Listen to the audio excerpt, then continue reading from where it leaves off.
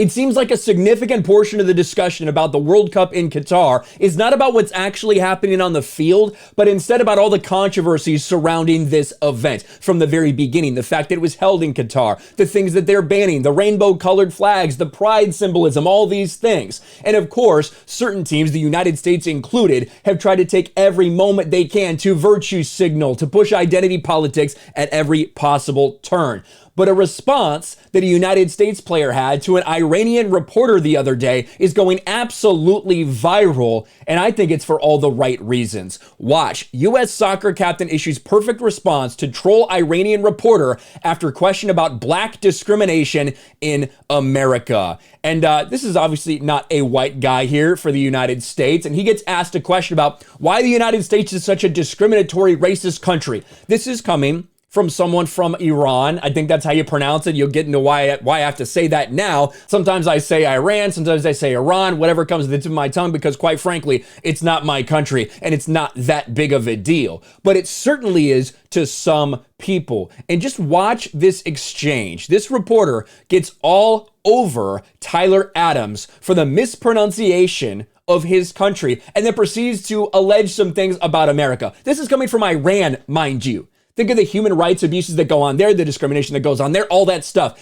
And they're trying to label the United States a hateful country. This is what happens when the woke mainstream media push that message out there. They want people to think America's like that, when in reality, America still, with all this stuff going on, is the most fair and equal country in the fucking world. But let's listen. You say you support the Iranian people, but you're pronouncing our country's name wrong.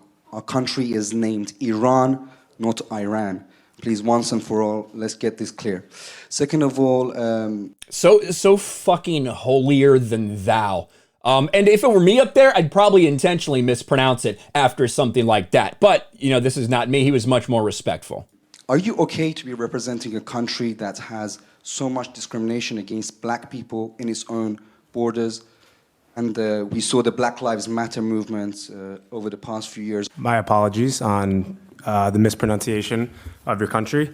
Yeah, that being said, you know, there's discrimination everywhere you go.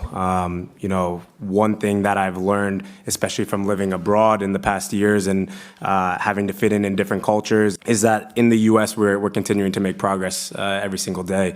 I grew up in a white family with obviously an African American heritage and background as well. So I had a little bit of different cultures, and I was very easily able to assimilate in different cultures. So you know, not everyone has that ease and the ability to do that, and obviously it takes longer to understand. And through education, I think it's super important.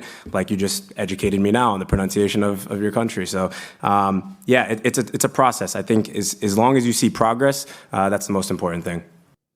Now, this is a moment where he could have sat there and be like, you know, we're just so racist and we're terrible and everybody should feel bad about that, blah, blah, blah. But instead, he took the opportunity to say, you know what, like, I'm someone who is racism out there. Yeah, I think racism's out there and, you know, people are trying to do better each and every day. But at the same time, look at all the things that I've done. Look at all the things that I've been able to do in my life. And pretty much shutting this dude down. The dude who started off by lecturing about the pronunciation of his country as it was some great affront, while, you know, it's pretty rightful for some people to look at this country and what is happening in the country of Iran and, you know, maybe be offended by more things other than pronunciation.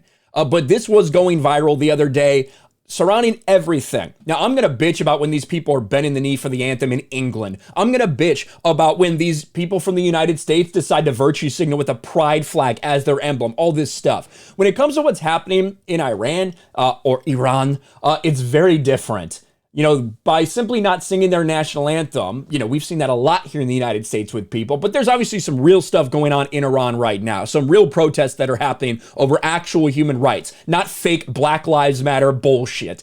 And there's threats right now against these players in Iran if they act up, if they protest. That stuff is the things that people should actually maybe be focusing on if you're going to sit there and talk about representation and diversity and all this identity politics nonsense, all the One Love armband BS, all this stuff. Now, I personally think that sporting events should be just for that, sporting events. I don't think there should be any of this other messaging out there other than what you're there for, the sport itself. However, if you are going to talk about something, if you are going to protest something, maybe you might want to consider something like this to rally around, what the Iranians Iranians are dealing with, what all this stuff is going on, that it's actually important as opposed to this bullshit that so many people in the sports world are always focused on. And it was interesting to hear this take from Tyler Adams, and I think a very good response from, obviously, a dude who is very disrespectful towards him. Let me know your thoughts about all this and the World Cup stuff in the comments section below. Smash a like button, subscribe to the channel, ring the bell for notifications, share this video out there, and I'll talk to you later.